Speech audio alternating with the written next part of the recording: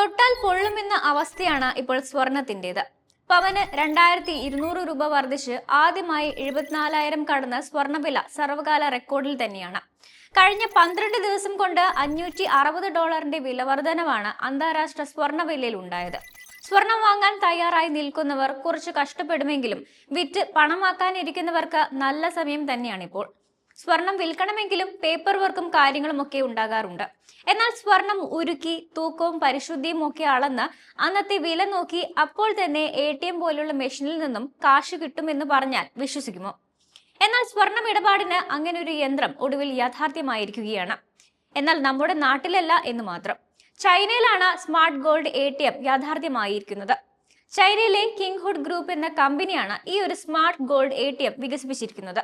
ചൈനയിലെ ഒരു ഷോപ്പിംഗ് മാളിൽ സ്ഥാപിച്ചിരിക്കുന്ന ഗോൾഡ് ATMന്റെ ചിത്രങ്ങളും വീഡിയോകളുമാണ് ഇപ്പോൾ സോഷ്യൽ മീഡിയയിലടക്കം വൈറലായിരിക്കുന്നത്. പേപ്പർ വർക്കുകളൊന്നും ആവശ്യമില്ലാതെ 30 മിനിറ്റിനുള്ളിൽ പണം സ്വീകരിക്കാൻ ഇതിലൂടെ സാധിക്കും. ചെറിയൊരു സർവീസ് ഫീസ് മാത്രമാണ് ഇതിനുവേണ്ടി ഈടാക്കുന്നത് എന്നതാണ് മറ്റൊരു പ്രത്യേകത. ഈ യന്ത്രം സ്വർണം പരിശോധിച്ച് ഉരുക്കി ഭാരം നോക്കി പരിശുദ്ധി ഉറപ്പുവരുത്തി വിപണിയിലെ വില എത്രയാണോ അത് ബാങ്ക് അക്കൗണ്ടിലേക്ക് ഇട്ടുകൊടുക്കുകയാണ് ചെയ്യുന്നത്. 3 ഗ്രാമിൽ കൂടുതൽ ഭാരമുള്ള സ്വർണമാണ് ഈ ഒരു യന്ത്രം സ്വീകരിക്കുക. ഇത് 50% കൂടുതൽ ശുദ്ധമായ സ്വർണമായിരിക്കുകയും വേണം.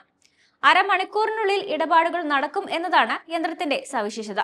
എന്തായാലും ഈ ഒരു യന്ത്രം വഴി സ്വർണം വിൽക്കാൻ വലിയ തിരക്ക് തന്നെയാണ് എന്നാണ് റിപ്പോർട്ടുകൾ. സ്വർണത്തിന് വില കൂടിയതോടെ കയ്യിലുള്ള സ്വർണ്ണാഭരണങ്ങൾ പണമാക്കി മാറ്റുന്നവരുടെ എണ്ണത്തിലും ഇന്ത്യയുൾപ്പെടെ ആഗോളതലത്തിൽ വലിയ വർധനവാണ് ഉള്ളത്.